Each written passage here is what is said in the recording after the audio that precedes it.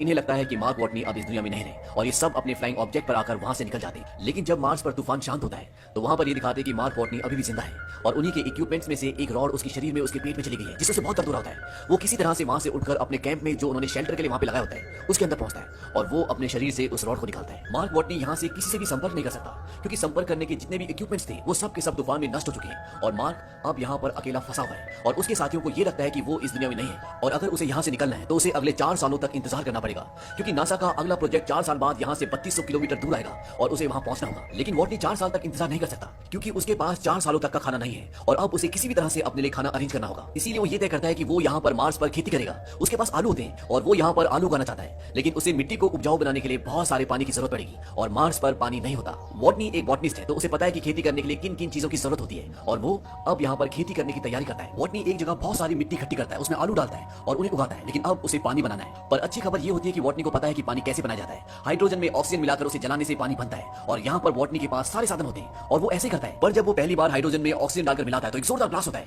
क्योंकि वो उस ऑक्सीजन को कैलकुलेट नहीं करता जो उसकी सांसों से आ रहा होता है। लेकिन अगली बार वो हाइड्रोजन ऑक्सीजन मिलाकर जलाने में कामयाब हो जाता है और अब वहां पर पानी बनना शुरू हो जाता है। दरअसल इस तरीके से वाष्पीकरण होता है जिससे वहां पर पानी की छोटी छोटी बूंदें बनना शुरू हो जाती है और उसकी मिट्टी को जितने पानी की जरूरत होती है वहां पर पानी बन जाता है और कुछ दिनों के बाद वहां पर पहला पौधा अंकुरित होता है, जिसे देखकर वॉटनी को बहुत खुशी होती है। वहीं दूसरी तरफ अर्थ पर यह ऐलान कर दिया जाता है कि वॉटनी अब इस दुनिया में नहीं रहे। पूरे मीडिया में खबर आ जाती है और वो उसका फ्यूनरल भी कर देते हैं। पर अगले दिन जब उनकी ऑपरेटर सैटेलाइट से मार्स की पिक्चर्स दिख रही होती है तो वो देखते हैं कि वहां पर जो उनके इक्विपमेंट्स थे वो एक जगह से दूसरी जगह पर शिफ्ट हो गए। दरअसल ये वो सोलर पैनल्स थे जो वॉटनी ने एक जगह से दूसरी जगह शिफ्ट किए थे। वो अपने सीनियर्स को बुलाती है और वो सब समझ जाते हैं कि वॉटनी मार्स पर अभी भी जिंदा है। लेकिन उनका सीनियर कहता है कि हम जानते हैं कि वो जिंदा है, लेकिन जब तक हम वहां पर पहुंचेंगे वो भूख से मर जाएगा। और उसका कहना कहीं ना कहीं सही भी होता है क्योंकि अर्थ से मार्स तक पहुंचने के लिए उन्हें कई महीनों का सफर तय करना पड़ेगा और वो जानते हैं कि वॉटनी के पास इतने लंबे समय के लिए खाना नहीं है। अब वॉटनी को मार्स पर पूरे 70 दिन हो चुके हैं और वो हिसाब लगाता है कि नासा का अगला मिशन जो मार्स पर उतरेगा वो 4 साल बाद उतरेगा और वो भी यहाँ से 3200 किलोमीटर दूर, और तब उसे वहां पहुंचना होगा। और इस सफर को तय करने में उसे करीब 50 दिन लग जाएंगे क्योंकि उसके पास जो गाड़ी है वो उसे एक दिन में 35 किलोमीटर से ज्यादा नहीं चला सकता क्योंकि उसके बाद उसे उसके सोलर पैनल्स को रिचार्ज करना होगा। वहां नीचे नासा में लोग वॉटनी तक खाना और मदद पहुंचाने के लिए तैयारी करते हैं,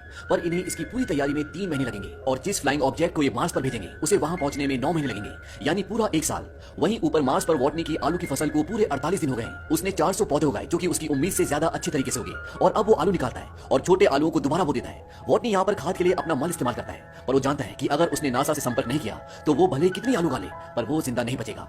इसलिए वो वहां से एक ऐसी जगह जाता है जहां पर एक पाथ फाइंडर होता है जो 1997 में खराब हो गया था और उसका संपर्क अर्थ से टूट गया था। और जब वॉटनी उस तरफ जाता है तो नीचे से नासा की टीम जो लगातार उसकी मूवमेंट पर सैटेलाइट के जरिए नजर रख रही होती है वो समझ जाती है कि मार्क वॉटनी उस पाथ फाइंडर को लेने जा रहा है क्योंकि वहां उसके अलावा और कुछ भी नहीं होता। पर ये बहुत पुराना सिस्टम होता है और ये सिर्फ मार्स से फोटो क्लिक करके भेज सकता है। इसीलिए वॉटनी उस कैमरे के आगे 3 बोर्ड लगाता है। उसमें जो बीच वाला बोर्ड होता है उसमें लिखा होता है क्या आपको मेरे सिग्नल मिल रहे हैं, और लेफ्ट वाले बोर्ड में यस लिखा होता है और राइट वाले में नो। और नासा नीचे से उस पाथ फाइंडर के कैमरे को यस की तरफ मूव करते हैं और वॉटनी समझ जाता है कि वो मुझे देख रहे हैं और इस बात से उसे बहुत खुशी होती है। और इसके बाद वॉटनी उनसे बात करने के लिए कोड्स का इस्तेमाल करता है और अब ये आपस में मैसेजेस के थ्रू बात कर सकते हैं और नासा से उसे मैसेज भेजा जाता है कि तुम्हारे लिए खाना और जरूरी सामान भिजवा रहे हैं। वॉटनी को यहाँ पर यह भी पता चलता है कि अभी तक नासा ने उसके क्रू को ये नहीं बताया कि वो जिंदा है और जिस क्रू का ये मेंबर था वो अभी भी अंतरिक्ष में है और अर्थ की तरफ आ रहे हैं। पर अब नासा वॉटनी के क्रू को बता देती है कि वॉटनी जिंदा है। इससे उसके क्रू मेंबर्स को खुशी होती है और दुख भी।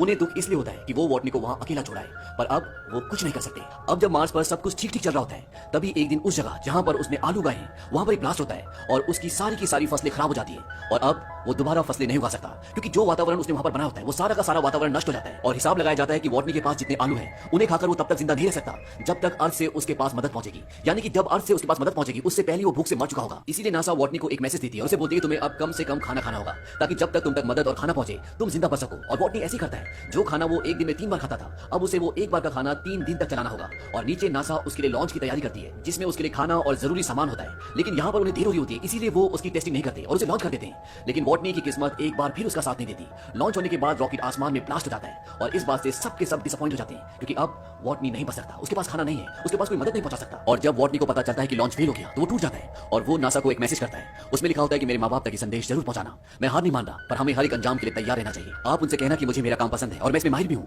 और अगर मैं इसमें मर भी गया तो मेरी मौत के पीछे एक नेक मकसद होगा जो मुझसे ज्यादा अहम है। उनसे कहना कि मैं मुश्किलों से डरा नहीं, मैंने उनका सामना किया। वहीं नासा अब पूरी तरह से उम्मीद छोड़ चुका है और चाइना नासा की मदद करने का फैसला करता है क्योंकि उनके पास स्पेस में जाने के लिए पूरी तैयारी होती है। और अब 28 दिनों में नासा चाइना की मदद से दोबारा लॉन्च करने की तैयारी करता है। अब यहीं पर एक लड़का होता है जिसका नाम रिच होता है और ये एस्ट्रोडायनेमिक में काम करता है। रिच नासा की टीम को वॉटनी को बचाने का एक तरीका बताता है। वो कहता है कि जिस स्पेसशिप में बाकी का क्रू अर्थ पर वापस आ रहा है अगर वो अर्थ पर वापस न आकर अर्थ का चक्कर लगाए और जब वो अर्थ के ऑर्बिट के पास होगा हम यहाँ से ऊपर स्पेसशिप पर सारा जरूरी सामान सामान पहुंचा देंगे और स्लिंग शॉट के जरिए उस स्पेसशिप को जिसमें आपके 5 एस्ट्रोनॉट वापस आ रहे हैं उसे दोबारा मार्स की तरफ धकेल देंगे। स्लिंग शॉट ग्रेविटेशनल पुल को कहते हैं, जिससे किसी भी यान को ग्रेविटी की मदद से अंतरिक्ष में किसी दिशा में भेजा जाता है। रिच कहता है कि जब उनका यान मार्स के पास पहुंचेगा तो उन्हें मार्स पर उतरना नहीं है, क्योंकि अगर ये मार्स पर उतरेंगे तो इनका ईंधन खत्म हो जाएगा और ये पृथ्वी पर वापस नहीं आ पाएंगे। वो उन्हें बताता है कि उन्हें मार्स पर नहीं उतरना, बल्कि वॉटनी एमईवी यानी एक फ्लाइंग ऑब्जेक्ट जो पहले से मार्स पर है उससे वॉटनी को मार्स के ऑर्बिट से बाहर आना होगा और जब वो ऊपर आएगा तो उसे बाकी के क्रू मेंबर्स पकड़ लेंगे।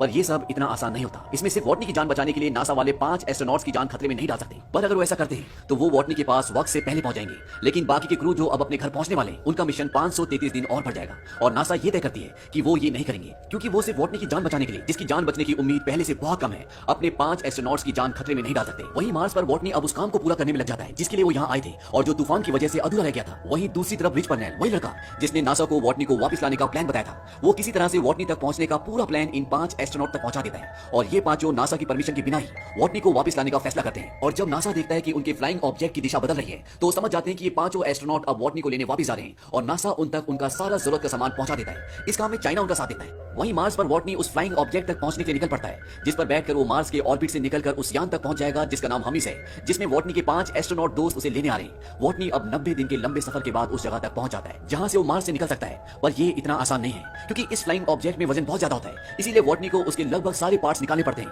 क्योंकि अगर वजन कम नहीं हुआ तो वॉटनी अंतरिक्ष तक पहुंच ही नहीं पाएगा। और जिस फ्लाइंग ऑब्जेक्ट से वो 5 एस्ट्रोनॉट आ रहे हैं, अगर वो मार्स पर उतरा तो उनका फ्यूल खत्म हो जाएगा और वो वापस अर्थ पर उतर ही नहीं पाएंगे। इसीलिए वॉटनी को अपने फ्लाइंग ऑब्जेक्ट से 5000 किलो कम करना होगा और वॉटनी को अपने फ्लाइंग ऑब्जेक्ट से सभी सामान को उतारकर बाहर फेंकना पड़ता है। और अब वॉटनी एक ऐसे फ्लाइंग ऑब्जेक्ट से अंतरिक्ष में जाएगा जिससे अंतरिक्ष तक पहुंचना बहुत मुश्किल है, पर वॉटनी को ऐसा करना पड़ता है। पूरी दुनिया की नजर इस मिशन पर होती है और वॉटनी टेक ऑफ करता है और अब उसका फ्लाइंग ऑब्जेक्ट अंतरिक्ष की तरफ उड़ना शुरू हो जाता है और वो अंतरिक्ष में पहुंच जाता है। उसके साथ ही उसके साथ रेडियो के जरिए कम्युनिकेट करने की कोशिश करते हैं, पर वो दबाव की वजह से बेहोश हो गया होता है, इसीलिए बात नहीं हो पाती। पर कुछ देर बाद उसे होश आ जाता है और सब बहुत खुश हो जाते हैं। अब यहाँ पर एक और मुसीबत होती है कि वॉटनी की स्पीड बहुत तेज होती है और उसे पकड़ना इतना आसान नहीं है। वॉटनी बोलता है कि मैं अपने स्पेस सूट पर छेद करूंगा और उसमें से जो हवा निकलेगी उससे मैं अपने आप को दिशा देकर तुम तक पहुंच जाऊंगा। उसके साथ ही उसे ऐसा करने के लिए मना करते हैं। वहीं अभी भी हम स्पेसशिप की स्पीड बहुत तेज होती है, इसीलिए उन्हें वहां बॉम्ब बनाकर अपने स्पेसशिप का एक हिस्सा उड़ाना पड़ता है, जिससे उसकी स्पीड कम हो जाती है। और अब उन्हें वॉटनी अपनी ओर आता दिखाई देता है और स्पेसशिप की कमांडर एक फ्लाइंग चेयर पर बैठकर वॉटनी को पकड़ने के लिए जाती है, पर जिस रस्सी से वो बंधी होती है वो खत्म हो जाती है और वॉटनी तक पहुंचना अब नामुमकिन है। और वॉटनी यहाँ पर वही करता है जो उसने कहा था। वो अपने स्पेस सूट पर छेद करता है और अपने फ्लाइंग ऑब्जेक्ट को छोड़ देता है और उसके स्पेस सूट से जो हवा निकल रही होती है वो उससे अपने आप को दिशा देता है और किसी तरह से वो अपने कमांडर तक पहुंच जाता है जो उसे चेयर पर बैठकर वहां पर लेने आया होता है। लेकिन जैसे वो उसका हाथ पकड़ने वाला होता है